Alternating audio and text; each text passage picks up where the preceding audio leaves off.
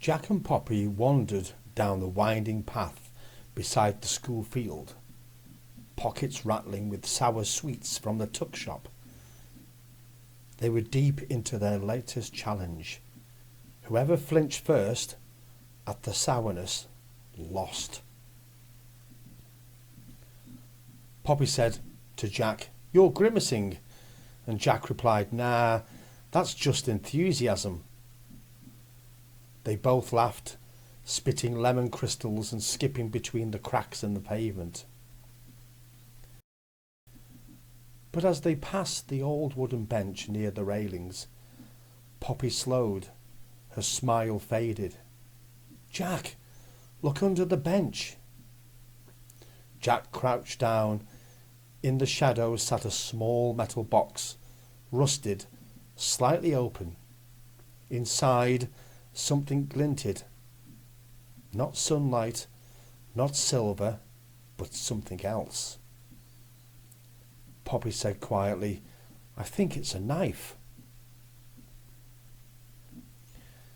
Now Jack's chest tightened.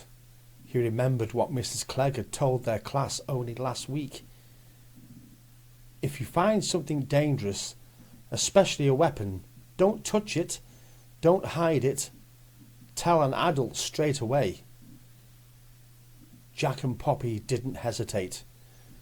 They jogged back up the path toward the school gates. Jack said breathless, "Mr. Riley, there's a box under the bench. We think it's got a knife inside."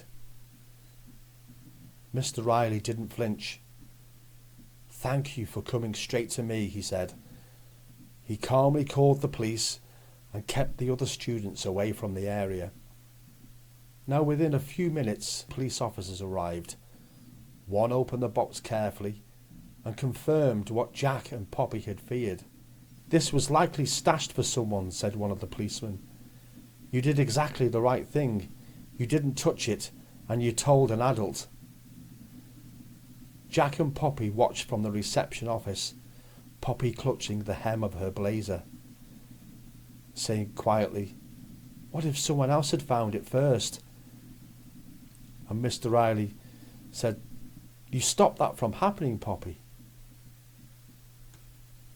A few days later, during a lesson, Mrs. Clegg paused and looked at the class.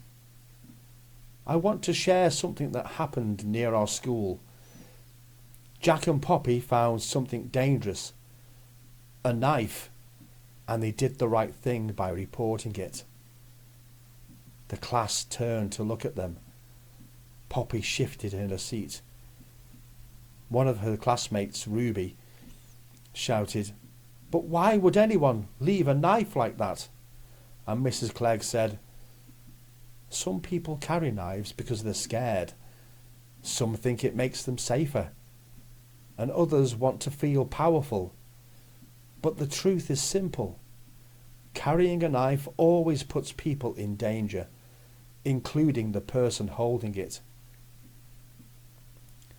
Jack raised his hand and asked Mrs. Clegg, "Were we brave?"